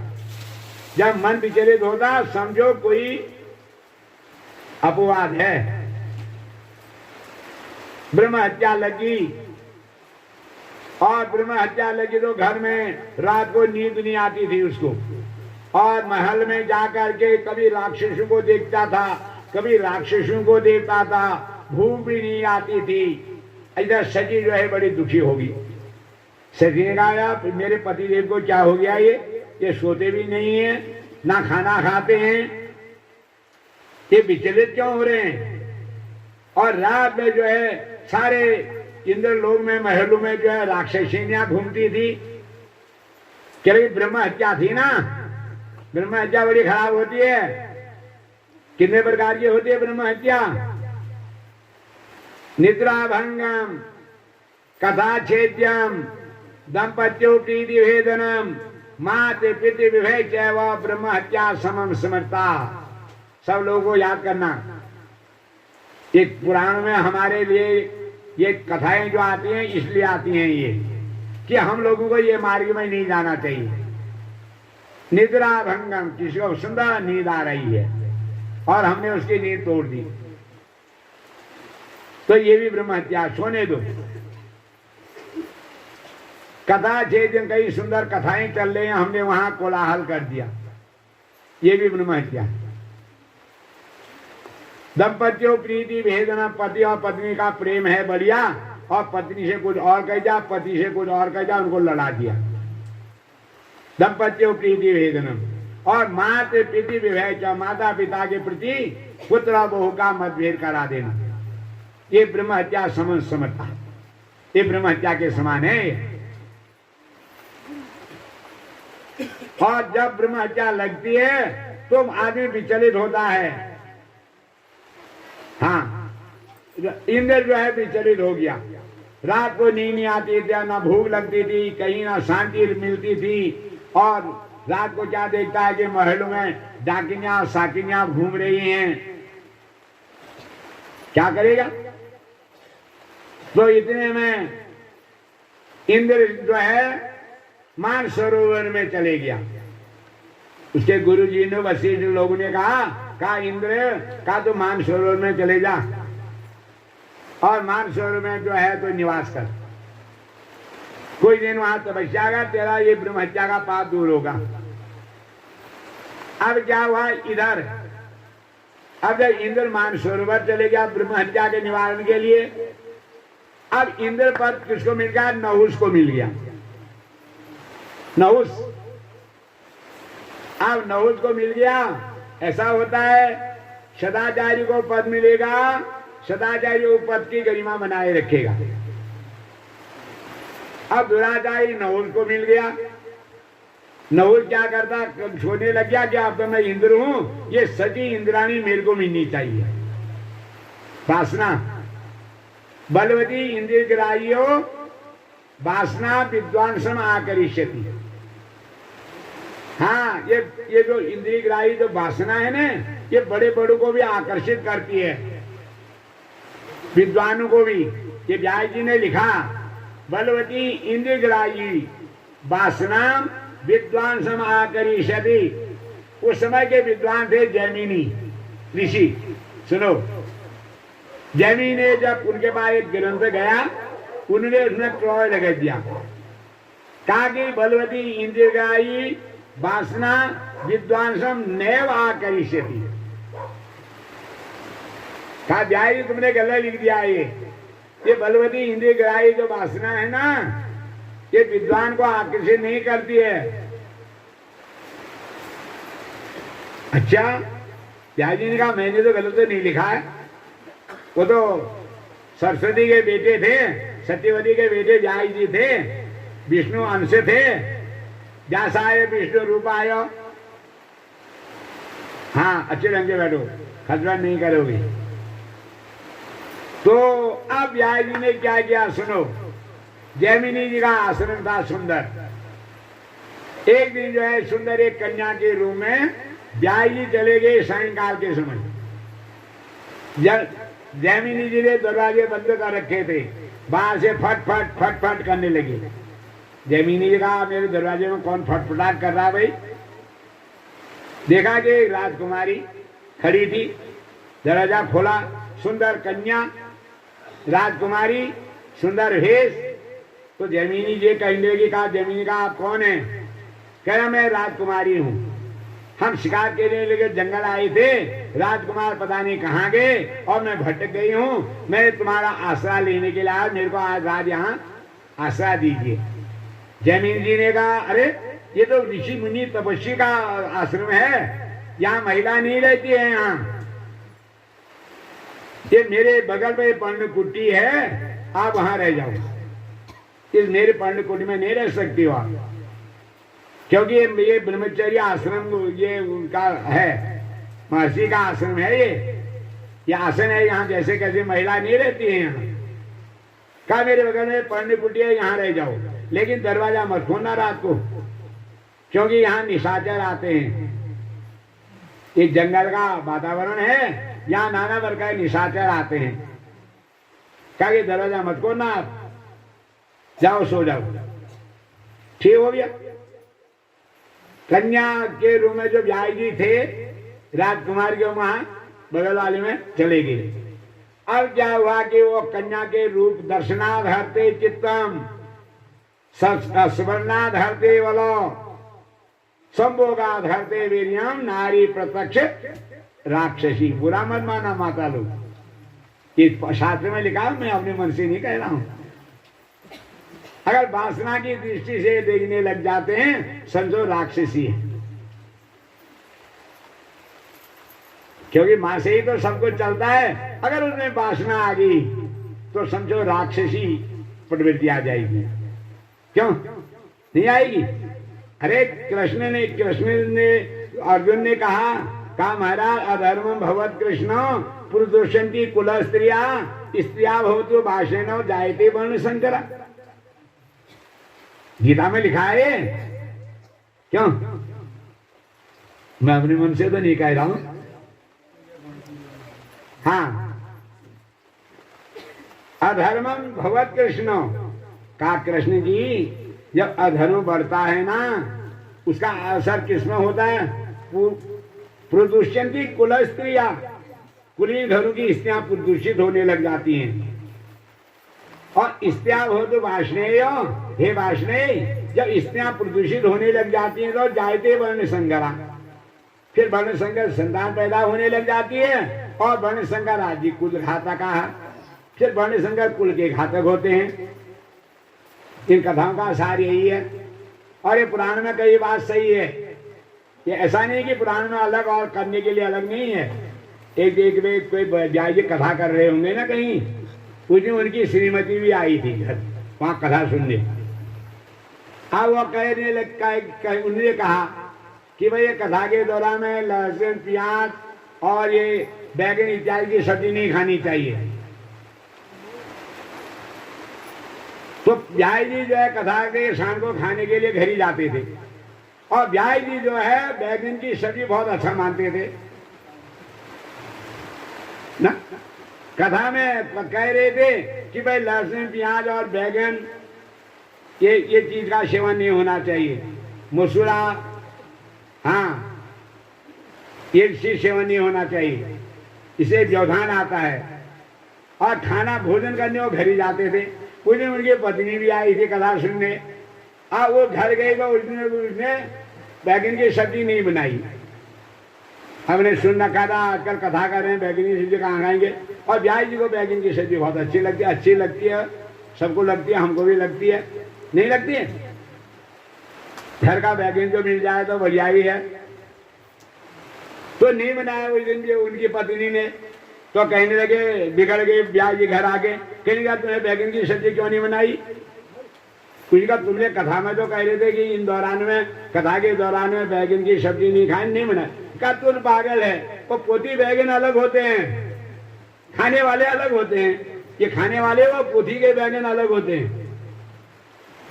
का तू तो पागल है, पोथी के बैगन अलग होते हैं और खाने वाले बैगन अलग होते हैं। ऐसा नहीं है, जो पोथी में लिखा है सही है। अब जो है जैमिनी जी भ्रमित हो गए। दर्शनाधरते चित्तम, बड़े विद्वान को भी आकर्षित करती है वासना। हाँ, दर्शनाधरते चित्तम, दर्शन करने से उनका चित्त हरण हो गया। कहा उनको नींद नहीं आई, कभी इधर पलट रहे हैं, कभी उलट पलट रहे हैं। हम लोग क्या करें? फिर मन में विचार एक दो कन्या से मिल लेते हैं, चलो बातचीत तो कर लेते हैं, गपशप मार लेंगे। उठे और दरवाजे को जैसे कन्या फटफटा रही थी, अपना फटफटाने लगे। कह रखा था दरवाजा मत खोलना ना। कन्या ने अंदर से को लगा रखी थी कुंडी, फिर दरवाजा फटफटाने लगे। अंदर से आवाज आई कन्या की, कहा कौन हो, दरवाजा क्यों फटा? गुरुजी ने कह रखा, जैमिनी जी से ने कह रखा दरवाजा मत मैं नहीं खोलूंगी। जैमिनी जी कह अरे मैं जैमिनी हूँ, खोल दरवाजा, बिकॉज तुम जैमिनी हो चाहे जैमिनी के बाप हो, मैं नहीं खोलूंगी। जैमिनी जी के जरिए नहीं रहा गया, झोपड़ी थी, छत में चढ़ गई, छत को अलग अलग क्या लगाया, वहां जो लगा दी कूद, जहाँ ये नंगोटी पहन के वही सुलो ले गए। तो कहा आइए जैमिनी जी प्रणाम आपको, जाओ। क्या लिखूं, विद्वांसम आकर्षिति लिखूं या नैव आकर्षिति लिखूं? बलवती इंद्रियायी विद्वांसम वासना विद्वांसम आकर्षिति लिखूं या नैव आकर्षिति लिखूं?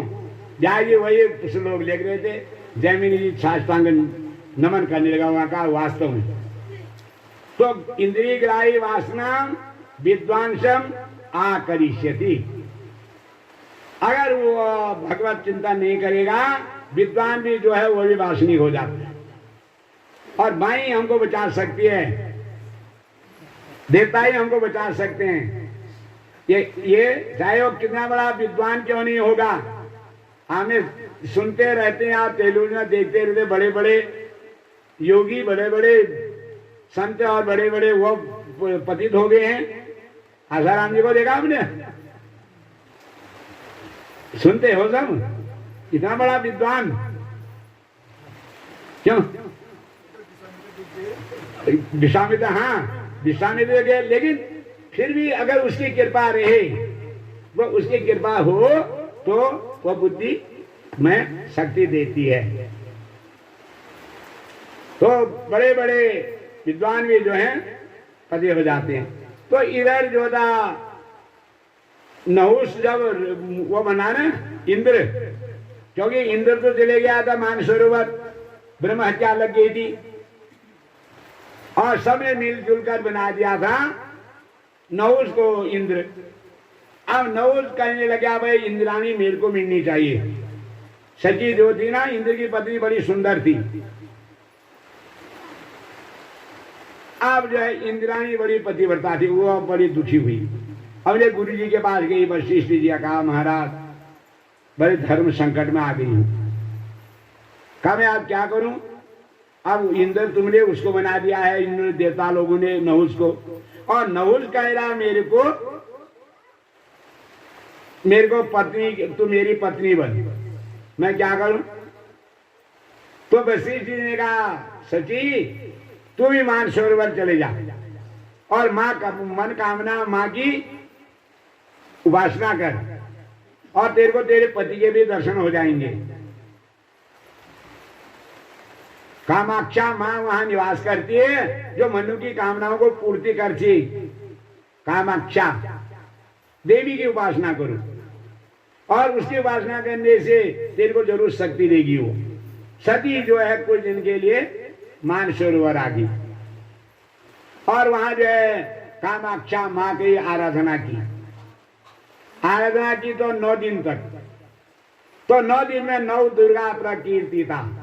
9 दुर्गा जो थी खुश हो गई और जो है कहने लगी सची तूने मेरे को याद किया, कैसे आई यहाँ?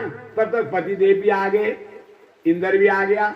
कहा मैं बड़े धर्म संकट में पड़ गई हूँ। नहुल जो देवता लोगों ने जो इंद्र बना रखा है, और ये मेरे को जो है पत्नी के रूप में वर्ण करना चाह रहा है, और मैं पतिव्रता हूं, मैं दूसरे पति को कभी वर्ण नहीं करूंगी। मैंने जिस पति को वर्ण किया वही मेरे पति, नहीं तो मैं ये संसार से पतित हो जाऊंगी। तो इतने में कहने लगे माँ ऐसा कर, नहुस की बात भी रह जाएगी और तेरा भी धर्म बच जाएगा। तो ऐसा कहना नहुस से कि मैं तेरे से शादी करूंगा और तू पालिकी में बैठ के आएगा, और वो पालिकी को कौन ढूंढेंगे? ब्राह्मण देवता। और कहना कि मैं तुमसे शादी तब करूंगी कि उन पालिकी में बैठ के आओगे, और उस पालिकी में बैठ के ढूंढने वाले होंगे ब्राह्मण देवता, और उनके ढूंढने से मैं नहीं आऊंगी। और तेरा जो है धर्म, ये नहुस जो है वासनाओं का वो हो करके, और वह जो है ब्राह्मण को जो है अपशब्द कहेगा, और ब्राह्मण के हिसाब से जरूरी वो है नष्ट हो जाएगा। ठीक हो गया। सची लौट के आई मानसरोवर से और कहेंगे राजा नहुष के पास गई, कहा राजन मैं तुम्हारे साथ जरूर विवाह करूंगी, लेकिन तब करूंगी जब ऋषि सप्त ऋषि जो है तुमको पालकी में लेकर के मेरे पास आएंगे और मैं जाके तब जाके तुमसे विवाह करूंगी, जल माया डालूंगी। नहुष जी कहा ये तो कोई बात नहीं है, सब मेरे अंदर है, क्योंकि राजा था नहुष। अब जो है नहुष ने सारे सप्त ऋषियों को बुला लिया। सब ऋषि जो थे पहुंचे। नहुष ने कहा भैया मैंने सती से विवाह करना है, ये पालकी तुमको ढूंढना है। अब जो है सब ऋषि लगे पालकी लेकर। तो इधर जो ऋषि थे वो धीरे धीरे चल रहे थे, तो नहुष जो है पालकियां बैठा पांव से मार रहा था, चल सर पे सब जल्दी जल्दी चलो, देर क्यों कर रहे हो। अब उसने शादी में जाना था और ब्राह्मण देवता और जा रहे थे ना, ठग भी जा रहे थे, राजा ही था। तो उसने पांव से जो है ब्राह्मण देवता में पांव लगा सिर में। तो ब्राह्मण देवता क्रोध दुर्वासा ऋषि थे, दुर्वासा ऋषि के सिर में पांव मारा, सर्प सर्प का। दुर्वासा तो क्रोधित थे ही, उनका सर्पम भव। और देखते देखते नहुष जो है सर्प योनि में आ गया। माँ की कृपा से नहुष राजा इंद्र बन का हुआ, सर्प योनि में आ गया। और इधर जो है इंद्र जब आया, इंद्र को जो ब्रह्म हत्या लगी थी, कितने जगह बांटी उसने, 4 जगह। इंद्र के राज के पास गए, उनका ये इसको पहले बांटो। पहला ब्रह्म हत्या का वनस्पति पहुंची, वनस्पति ने कहा लोग मेरे को काट दे दे, मैं परिणित जाऊं। फिर वनस्पति एक बार काट दे दे फिर नहीं परिणति है, अगर आदमी को काट दो कभी नहीं परिणिपेगा। कहा कि हमको ऐसी शक्ति दो, लोग बात तो हमको काट देते हैं, पेड़ को काट देते हैं, वनस्पति काट दे, हमको ऐसी शक्ति दो हम कि फिर पैदा हो जाए। तो इंद्र ने कहा ऐसा ही होगा, लेकिन मेरा ब्रह्म हत्या का एक अंश तुम लो। वह जो गौद लगता है पेड़ों में, वह ब्रह्म हत्या का अंश है। उसके बाद पृथ्वी गई। कहा पृथ्वी ने कहा भाई हमको जो है लोग बात गड्ढे बना देते हैं और हमको ऐसी शक्ति, कुछ समय के बाद हमें गड्ढे भर जाए। और गड्ढे बनाओ, कुछ समय के बाद गड्ढे भर जाते हैं, अगर आप नहीं हो भर जाते हैं। तो हमको ऐसा वरदान दो। इंद्र ने वरदान दिया, कहा कि ये ब्रह्म हत्या का तुम भी अंश लो, जहाँ उत्सर भूमि होती, जहाँ पेड़ नहीं जमते, वो ब्रह्म हत्या का हिस्सा है। कहीं कोई जमीन ऐसी होती है जहाँ पेड़ नहीं, पौधे नहीं जमते। फिर उसके बाद जल गया। जलने का वे लोग कोई पापी भी नहाता है और पुण्यात्मा भी नहाते हैं, तो हम तो अपवित्र हो जाएंगे, तो हम पवित्र कैसे होंगे। इंद्र ने कहा कि भाई तुम हमेशा पवित्र रहोगे और तुमको मैं वरदान देता हूं, गंगा अपवित्र नहीं होती है। कितने लोग नहाते हैं वहां। कहा मेरा ब्रह्म हत्या का अंश तुम लो, और वो नदी में जो झाग लगता है, नदी में जो झाग लगता है, वो झाग जो है वो ब्रह्म हत्या का अंश है। फिर पहुंची महिला। महिला ने कहा देखो राजन तो हमारे राजा हो, हम प्रसव कराते हैं, अगर प्रसव पीड़ा को हमको हमेशा याद रहेगा, दूसरा प्रसव नहीं हो पाएगा, हमारी वो विस्मृति हो जानी चाहिए। ऐसी शक्ति दो कि हम संतान को जन्म देते रहें ना। अगर प्रसव पीड़ा में जो वेदना होती है, जो कष्ट आता है, अगर उसको याद रहेगा तो फिर दूसरा प्रसव तो होगा ही नहीं।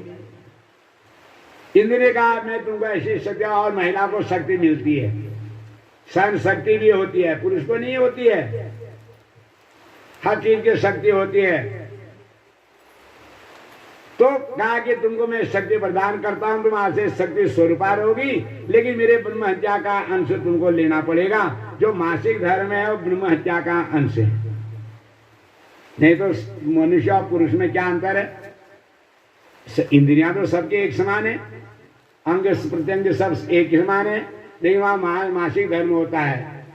उसका कारण है कि इंद्र का ब्रह्म हत्या का अंश लिया था। प्रथमे हनि चांडाली, द्वितीय ब्रह्म घातनी, तृतीय रजगी गेता, चतुर्थे हनि स्वयंमाते न शुद्ध।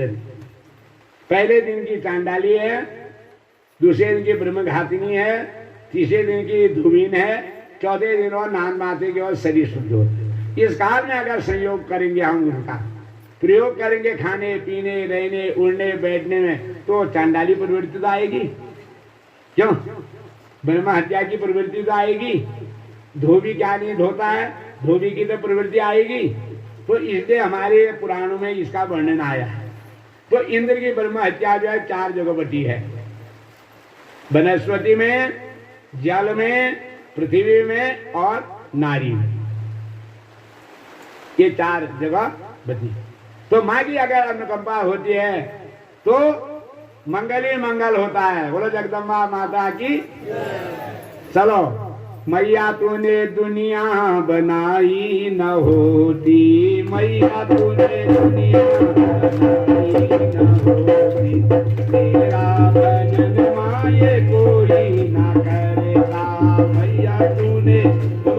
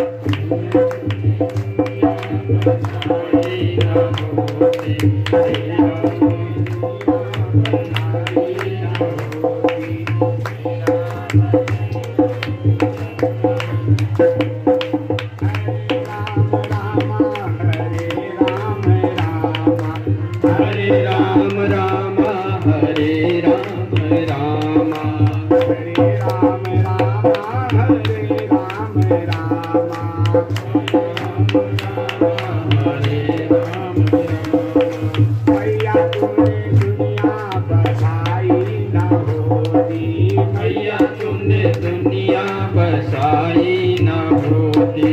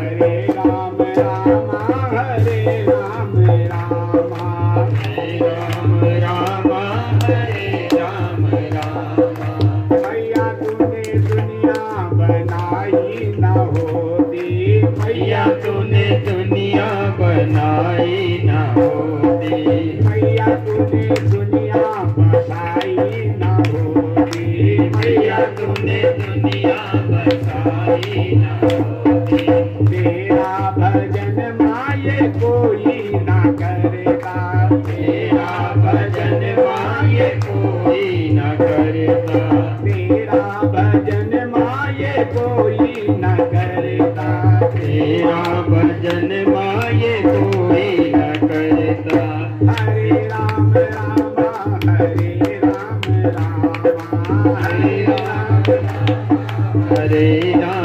राम हरे राम राम हरे राम राम हरे राम राम हरे राम राम कंस जैसे मामा की पूजा भी होती कंस जैसे मामा की पूजा भी होती कंस जैसे मामा की पूजा भी होती कंस जैसे मामा की पूजा भी होती कर उसने बहना सताई न होती अरे उसने बहना सताई न होती कर उसने बहना सताई न होती कर उसने बहना सताई न होती हरे राम राम हरे राम राम हरे राम राम राम हरे राम राम हरे राम राम हरे राम राम हरे राम राम हरे राम राम मैया तूने दुनिया बनाई न होती मैया तूने दुनिया बनाई न होती अम्बे तूने दुनिया बनाई न होती अम्बे तूने दुनिया बसाई न होती तेरा भजन नाते कोई न करेगा तेरा भजन के कोई न करता हरे राम राम हरे राम राम हरे राम राम हरे राम राम हरे राम राम हरे राम राम हरे राम राम हरे राम राम मैया तूने दुनिया बनाई न होती मैया तूने दुनिया बनाई न होती अम्बे तूने दुनिया बसाई न होती अम्बे तूने दुनिया बनाई न होती तेरा भजन नाते कोई न करेगा तेरा भजन मैं भी कोई न करता हरे राम राम हरे राम राम हरे राम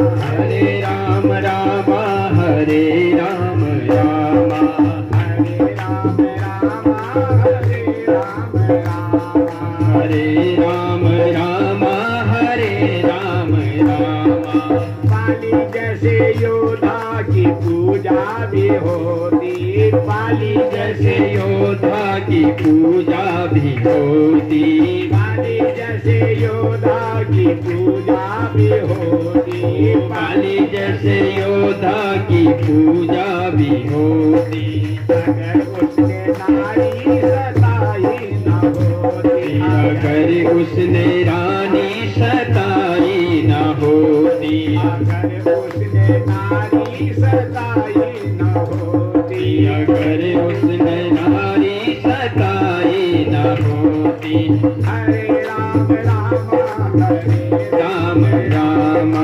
हरे राम राम हरे राम राम हरे राम राम हरे राम राम हरे राम राम हरे राम राम हरे राम राम हरे राम राम हरे राम राम हरे राम राम हरे राम राम हरे राम दुनिया बसाई न होती मैया तूने दुनिया बसाई न होती मैया तूने दुनिया बनाई न होती मैया तूने दुनिया बनाई न होती तेरा भजन माय कोई न करेगा तेरा